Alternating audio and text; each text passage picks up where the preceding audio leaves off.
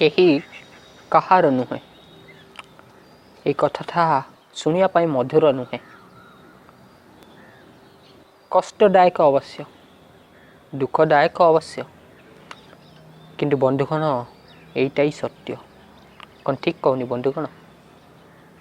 आपण जेते भी ताहा प्रति आकर्षित होता ताहा प्रति मोह रखि था, किंतु दिने ना दिने से आपन को छाड़ी के जीव ही। एमिति हो पारे सी भी आपन को प्रति से मोहटा रखी, बहुत स्नेह रखी था सी। आउ ये संपर्क माने या बुझी नेबेनी केवल व्यक्ति संगे व्यक्तिर संपर्क ना, ये आप गोटे भल जिनिस भल द्रव्य प्रति भी आसक्त हो पारती, ता प्रति मोह रखी पारती। से जड़ वस्तु होना कहीं मन करूँ से द्रव्यटा से जिनसटा गोटे गाड़ी भी हो पारे, तो जेते खन अवधि से गाड़ीटा आम मन पसंद आम मन हिसाब रे आमको आम यात्रा सहायता करुच्ची सेतकन पर्यंत ठीक अच्छी। जो समय रे से गाड़ीटा बिगड़ी गला, अर्थात से टिके पुराना हो जाइए, ताथे जंक लगी जाइए, कहतु से बहुत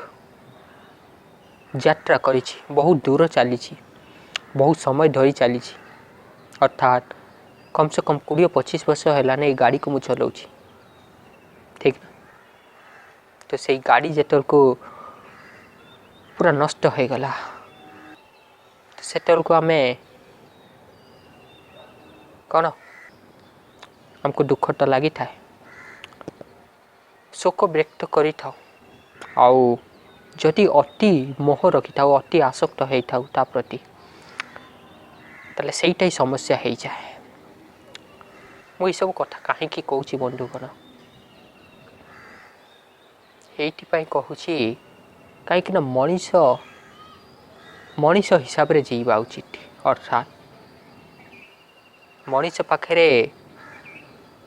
यही स्कोपटा अच्छी, विकल्पटा अच्छी कि सी निजक शरीर न भाविकी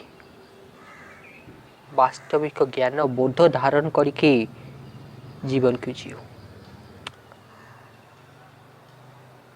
मूल उद्देश्य कौन, परम लक्ष्य कौन, कौन पाई मनीष जीवन, ये सब से जानी था। आउ यही जो स्थिति अच्छी से स्थिति से लक्ष्य प्राप्ति आड़ को आग को बढ़ी चलू, तथा जदि केवल से ही लक्ष्य आड़ को बढ़ी चलो, केवल सेटा ही लक्ष्य मानिकी आग को बढ़ी चलुच, किंतु सेठी तो ताको बोरिंग लगे, हाँ ना? तो से जीवन रूपक यात्रा रे परिवार हो, समाज हो, किसी आमर इच्छा होता है से सब को पूरण कर चलिया, यही हिसाब रे जीवनटा बना होता, जो परम लक्ष्य थिला कौन, एनलाइटेनमेंट, अर्थात आत्मज्ञान प्राप्त करिबा, आत्मबोध धारण करिबा, मुक्ति, यहाँ हूँ परम लक्ष्य। आउ या को पाइबा पाई हेले आपण विभिन्न रास्ता देखी से आसी पारंती, से जीवन रास्ता रे एथर आपण को इच्छा जो धरण से ही अनुसार आपण जीवन जी पारे, किंतु हाँ जीवनटा मर्यादित हवा दरकार, ज्ञान बोधमय हवा दरकार, अर्थात आपण जो भी रास्ता नियंतु से सबूर उद्गम जमीती ज्ञान बोधर स्रोतरु हवा दरकार। पशुमय रास्ता न हो, मर्यादित रास्ता हो, जो ज्ञानर किरण देखा जाओ।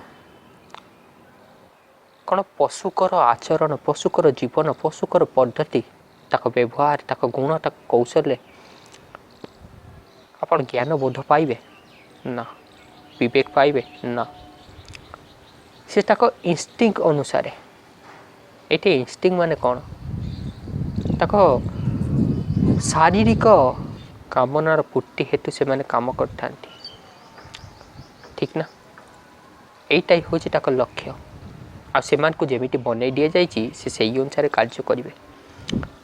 ଜ୍ଞାନ ବୋଧ ପାଇବା ପାଇଁ କୌଣସି ବିକଳ୍ପ ନାହିଁ ତାଙ୍କ ପାଖରେ।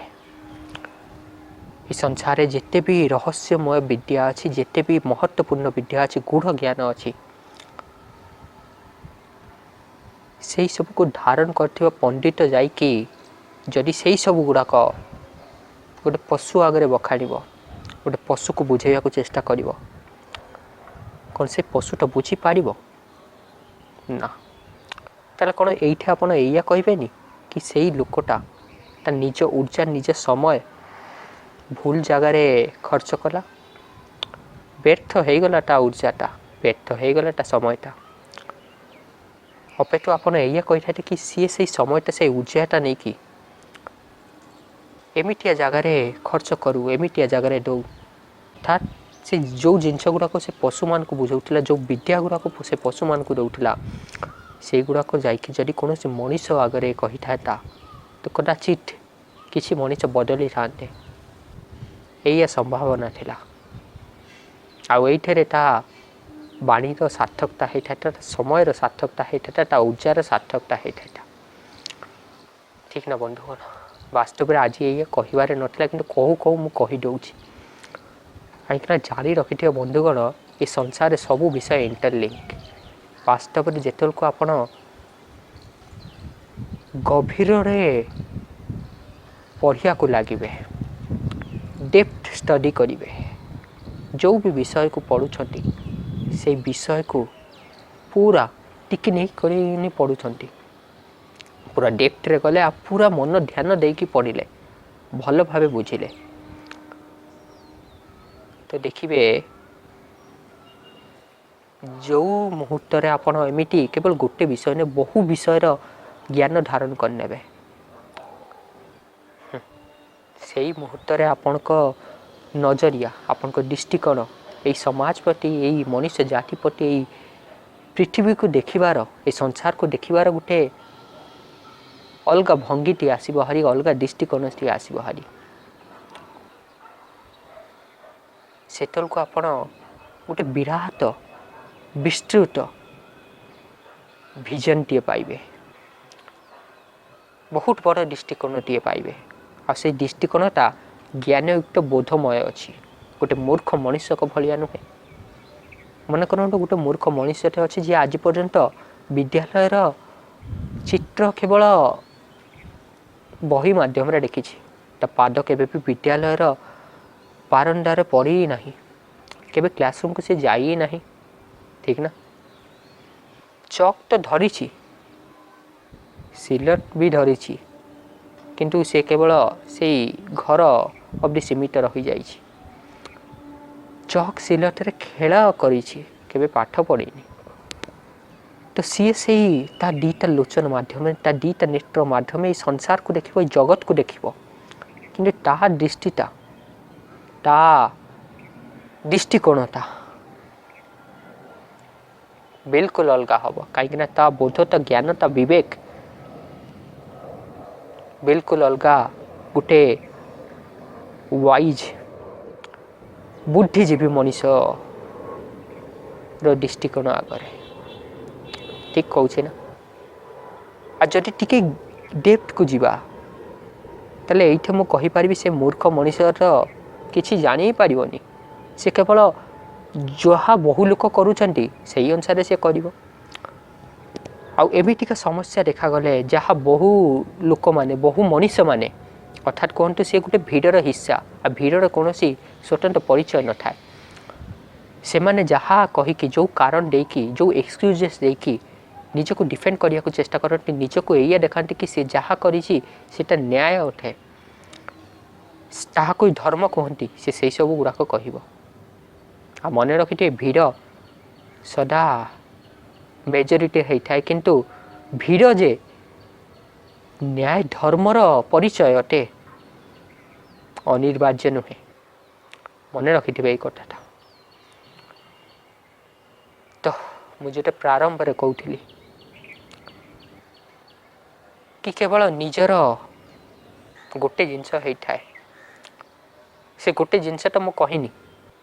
या अलग धरण कहली कौन कहली कि कहीं नुहे निजर कथाटा दुखदायक अवश्य मधुर न लगुवा शब्द ये अच्छी अवश्य किंतु यह ही हूँ वास्तविकता यह ही हूँ सत्य तो कौन आप सत्य पिछा मुड़ाई देवे या मना करिकी ना से तो कहुई कि निम पिता करल पिता किंतु स्वास्थ्य पर हितकारक से प्रकार बंधुगण सत्य पिता नुहे सत्य वास्तविकता जोटा हुए सहीटा आपन को दर्शाई दे था किंतु आपण मिछर दुनिया रे रही थांती से मिछर दुनिया रो आपण एई चिंता रखी थांती एई भावना रखी थांती सेइति जो समय आपण को पाक सत्यटा परस दिया जाए आपण तो या विपरीत मार्ग को नहीं आपण नहीं छंती असत्य रे चलछंती अधर्म चलछंती अन्याय रे चलछंती सेइति आपण याको मानि पारंतीनी हम जानी थांती एया ठीक कि मानवे ना निजर केवल कर्म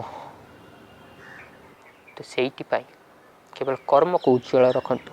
कर्म को प्रधान मानतु मो परिवार सेकेंडरी प्राइमरी और अल्टीमेट होची कर्म सत्य धर्म धर्म यह कही थाए कि तमर कर्तव्य होची कि परिवार रो सुरक्षा पोषण यार देखाशुना करवा यार दायित्व नवा ठीक ना किंतु मन रखिथिबे से परिवार सदस्य जने जदि कौन अधर्म आचरण अन्याय रास्ता रे स्थित अछंती जेते बुझेला पर भी से माने ताको छाड़ू नाहंती ताहले सेठे कौन धर्म एया होइथिबो कि ताकर पोषण ताकर देखाशुना करवा यह हूँ आपन को दायित्व हाँ यह ठीक कथा ये जो कथाटा मु कहली किंतु ये कौन पाई कह जाइछि को स्थिति रे कह जाइछि जेतेल को से माने ठीक रास्ता रे अछंती से माने एमिति किछि करूनाहांती जोठे राष्ट्र समाज रो अहित हबो ताहले जाइए आपन ताको पोषण दियंतु ताको केयर नियंतु किंतु सेमान जदि अधर्म को आग को बढ़ाउछंती सेठी धर्म हैला ताको सहायता न दबा ये जो डिस्टेंसटा कहली ये जो एग्जांपलटा देली अनेक लोक को हृदय रे निया लागि जाइथिबो मते निंदा करिवे अनेक लोक करंतु किछि फरक पड़े नहीं आ किसी लोक को एबे भी स्पष्ट है नथिबो ए कथाटा को प्रकार ठीक है पारे देखंतु बंधुगण आ गोटे उदाहरण दउछि मन करंतु आपन को गाँव रे आपन को अंचल आपन को प्रदेश रे कई जने निया लगाउछि आ से जानी चोरी निया लगाउछि अर्थात निया लगई कि घर पुडुछि आउ निरंतर लगे जाउछि गोटे पड़े गोटे घर पुड़ी जाउछि ताहले कोन सेइटे ताकू रोकिबा धर्म अटे ना निज लोक बोली ताको सहायता दवा कहवा तू करि चलछु तो करि चले मु तते सहायता देबी तते बचाई रखिबी एटा धर्म अटे कहंतु सेइठे जदि गोटे श्रेष्ठ आचरण धारण करथिबा श्रेष्ठ गुण रखिथिबा बुद्धिजीवी मनीष होइथिबो से निष्पक्ष न्याय करिवो से एया केभे भी कहबनी कि ये मो परिवार रु मो सदस्य मो कुटुंब रु से मुझे सहायता करी ना से दोषी से दंड पाइबा दरकार आ मुझे केभे भी सहायता देवी नहीं से तो समाज पाई अहित अटे समस्त को घर को पड़ुछि आशा कर बुझीपारे बंधुगण एथर पूरा स्पष्ट हो तो निज कर्म को स्वच्छ रखंतु कर्म जोगु आपण को कौन प्रगति होता है आ कर्म ही अधोगति व पतन कारण होता है वास्तव में कर्म ही हूँ मुद्रा आपण को प्रगति आउ आपण को उन्नति तथा आपण को अवनति और पतन कारण समय आपन को देखे देता है आपन को कर्मफल और निष्काम काम करंतु और निष्काम कर्म भी आपन करि परिबे नाही जो पर्यंत आपन को पाखे आत्मज्ञान आत्मबोध नाही कहीं आपन को कर्म आपन को काम रो स्रोत होची सुख पाइबा अर्थात दुखर मुक्ति और ये सुख पाई काम करता है तापाक को दुख चली आसी थाए किंतु जेतल को आत्मज्ञान मिल जाए आत्मबोध मिल जाए भीतर ही से आनंदित रही थाए से निष्काम कर्म स्वतः ही करिया को लगी थाए जो स्वार्थ न थाए जो परमार्थ थाए परमार्थ कार्य को बाछि न भाई तापाई फल होता है से सुख मिलू कि दुख मिलू ताहा तार देखिया दरकार नहीं से कामटा कला को आनंदित रही थाए आशा करछि बुझी पार्थिबे किंतु बुझिले कौन हम यह हूँ अनुभव विषय ये सब कथा बहुत किसी कहुब कि कहले लाभटा कौन ठीक ना आ गोटे जिनस लक्ष्य कर बंधुगण आमर जो पवित्र ग्रंथ आम जहाँ कही था भागवत गीता एने जो उदाहरणटा मुझे देवी से पूरा स्पष्ट हो कहीं कर्म हूँ श्रेष्ठ अर्जुन जेटल को ता स्वजन परिजन ता गुरुजन को देखिकी कौन बाण धनुष छाड़ी दौले कहते एमान को मारिबा समस्त को बड़ महापाप अटे संन्यास धारण करदेवी किंतु एमान को मारिबी नहीं अर्थात कौन पाई मोह पाई किंतु कौन सत्यर कर्म या था धर्म या थिला ना धर्म या थिला कि अन्याय अपराध जो माने करूछंती ताकु खंडन करबा ताकु दंड दबा सरकार पले ताकु मृत्यु दबा ठीक ना आ जेतल को यही कथा गुरु अर्जुन भूली गले कौन भगवान से या कहले कि सी तुम सदस्य तुम वंश कुटुंबर सदस्य से छाड़ी दे ना या कहले कि निज कर्म ध्यान रख ताको आत्मज्ञान देले वास्तविक ज्ञान देले एथर से ज्ञानर स्रोतर जो जिनसटा उचित हुए सहीटा कर आ उचित या थिला कि मोह को छाड़ी की परमार्थ कार्य करबा जोटा ठीक ताहा कोई वरण करबा सेइति पई सीए